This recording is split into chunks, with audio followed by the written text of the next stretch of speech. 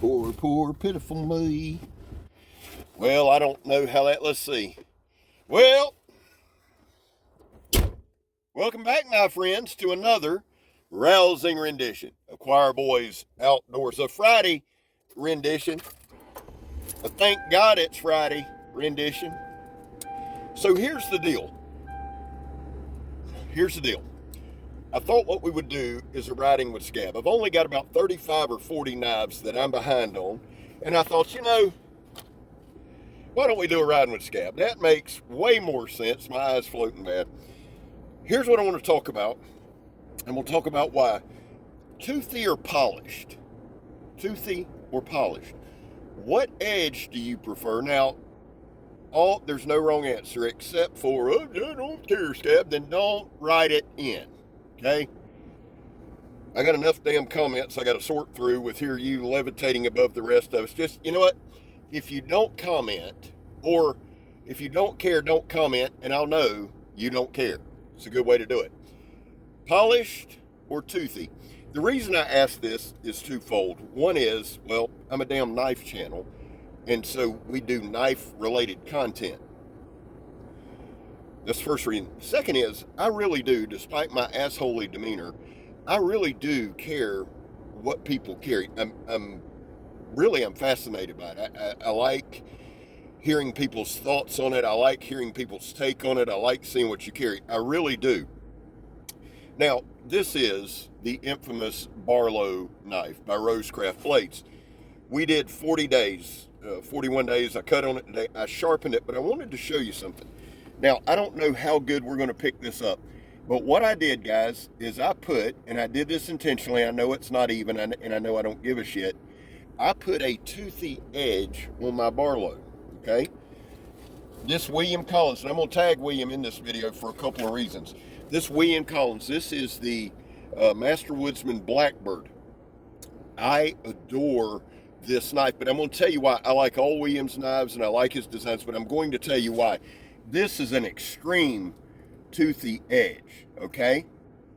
Now, this is in my favorite steel, AEB-L. I am not in any way a steel snob, and if you follow the channel, you know that.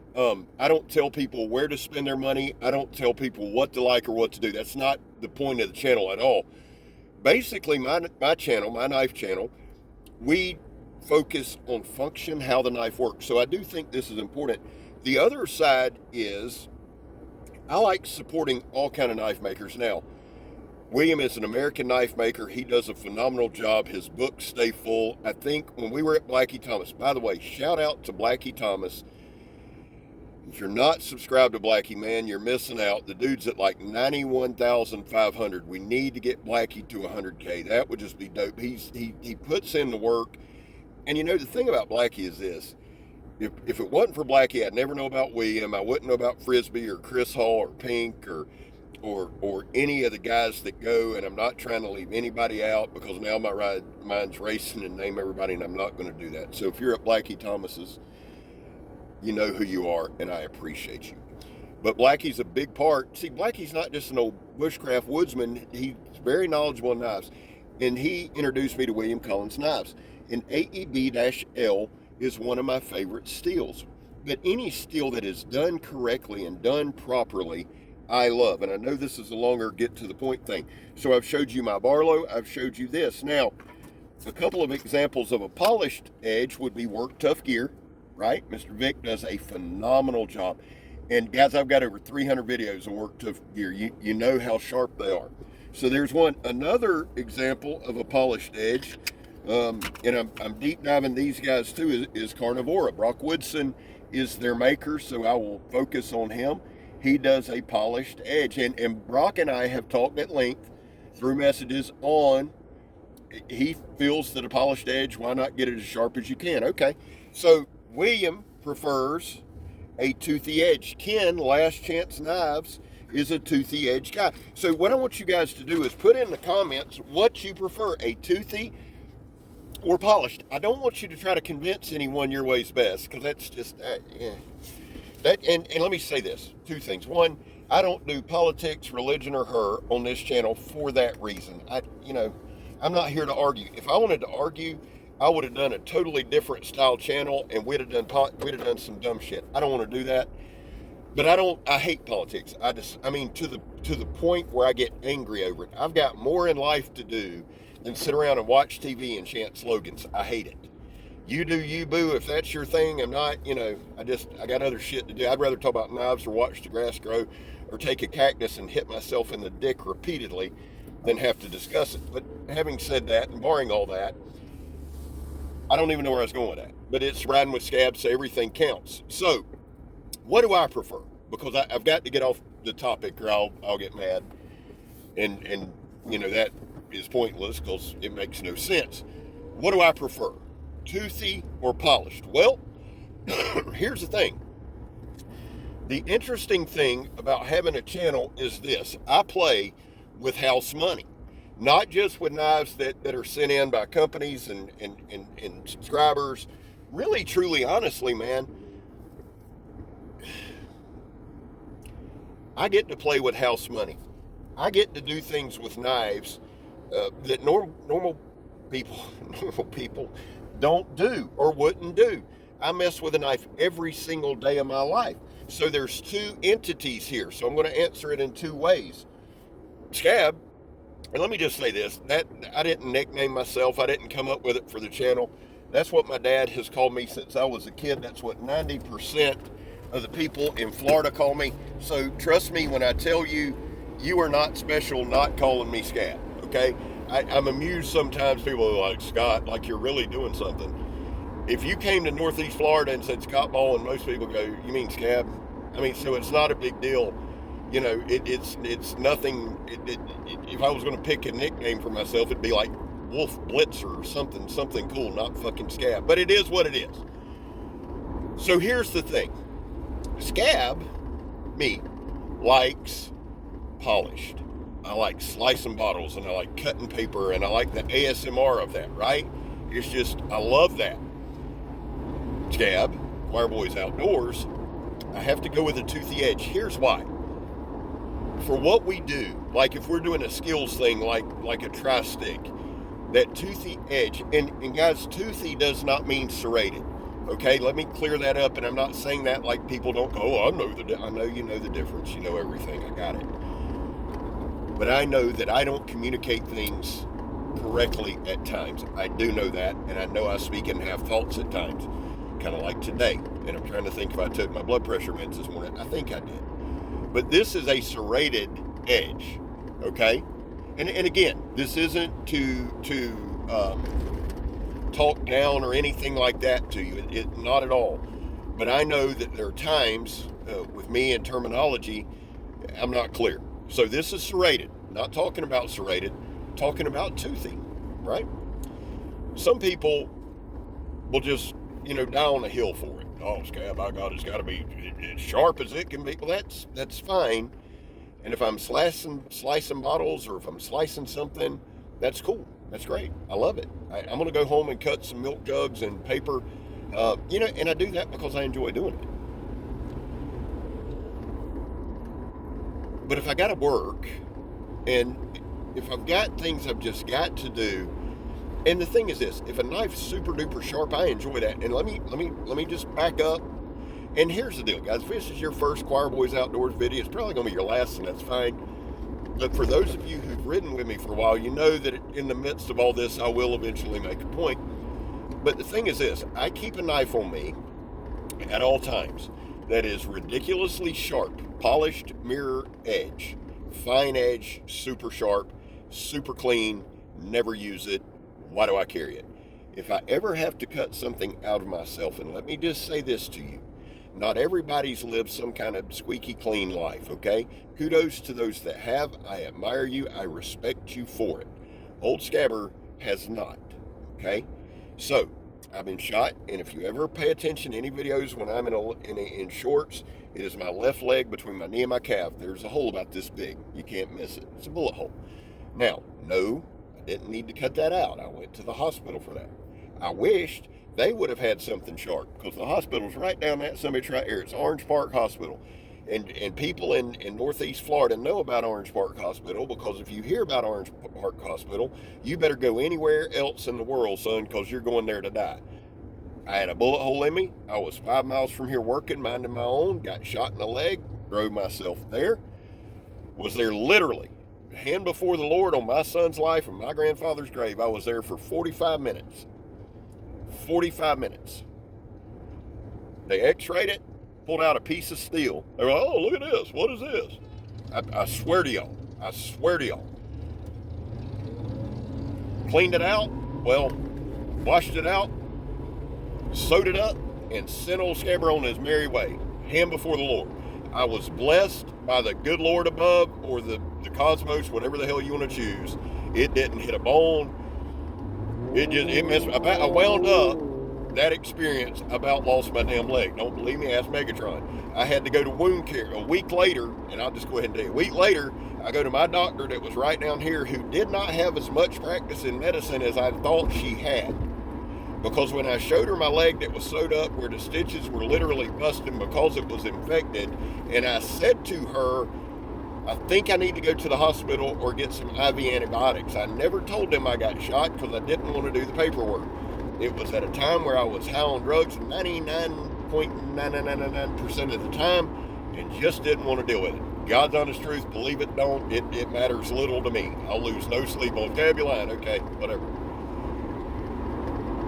She decides, as a primary care physician, that she needs to look at it.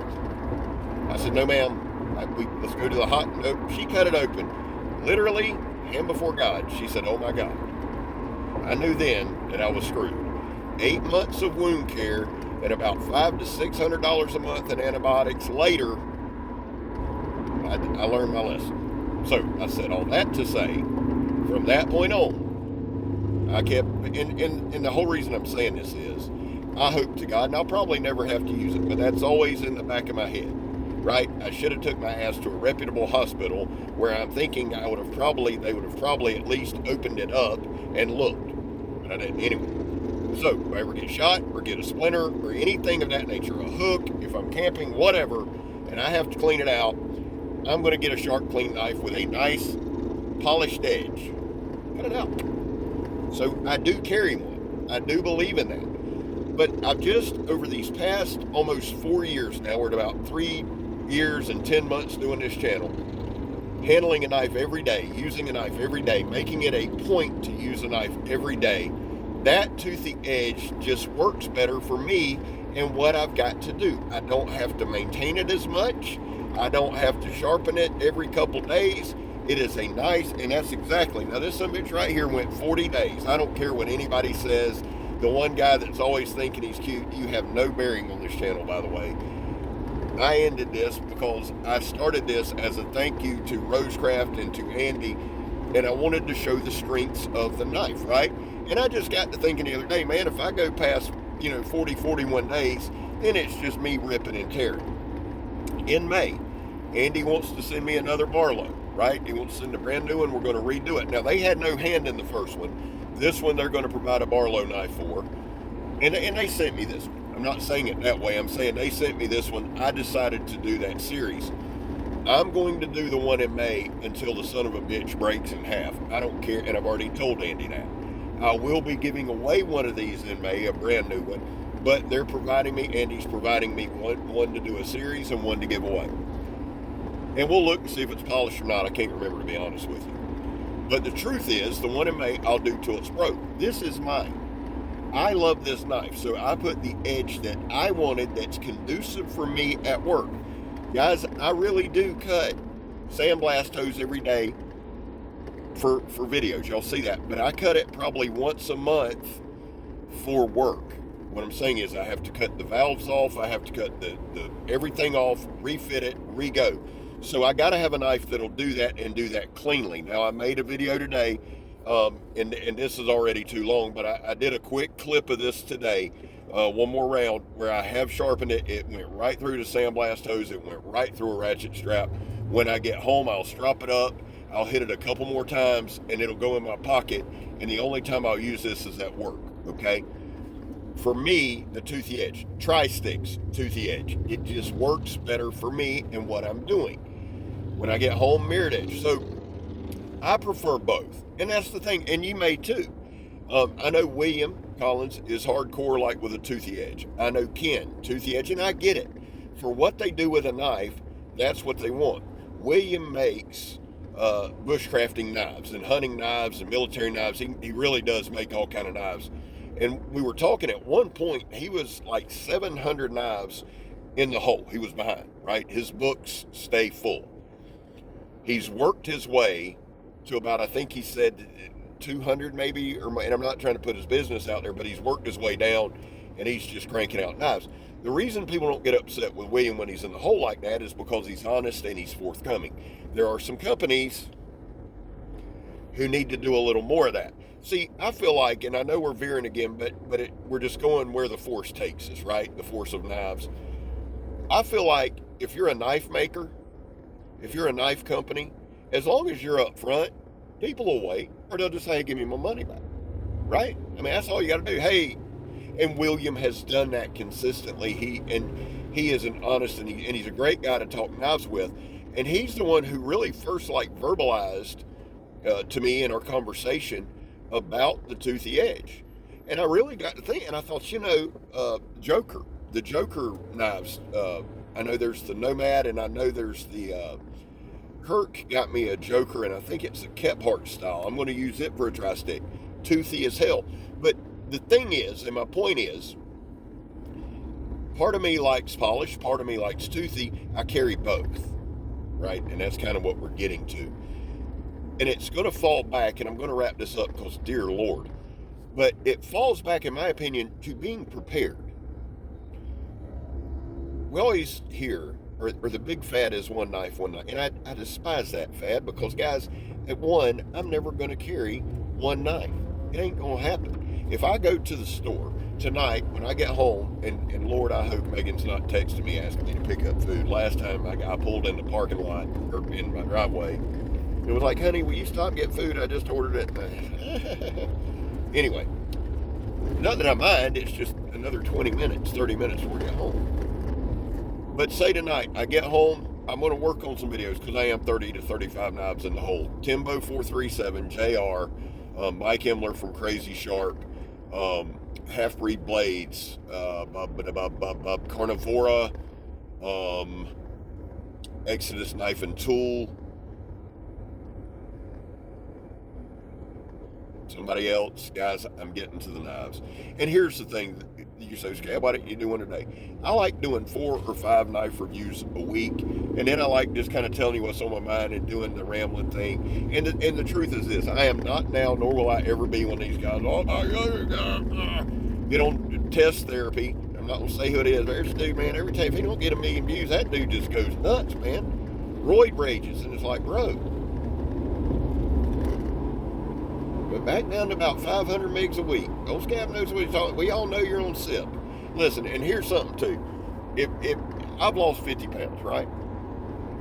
There was a time, and for most of my life, I worked out and lifted weights. And I've told y'all, I never hid being an addict. I'm ashamed of that. I wish I wouldn't have done it. But it is what it is. And I did steroids 25, 30 years. And so when people come on here, and it's humorous to me in a way, because I'm not anti-steroid. I mean, it's about destroyed me, but I mean, I made those choices, right? It's always amusing to me, whether it's TV, and I'll tell you the show that comes to mind. One is Ghost Adventures, and I love Zach. Zach's a good dude, but there was a time Zach was running some tests. No need for anybody to argue that. And then Tennessee Wraith Chasers. Oh boy, the main dude. Let me explain something to y'all, okay? And I want you to listen to old Scab. At the height of I never did steroids because I wanted to get big and strong. I was big and strong. I just wanted to get bigger and stronger, and I wanted to see what the hype was about, right?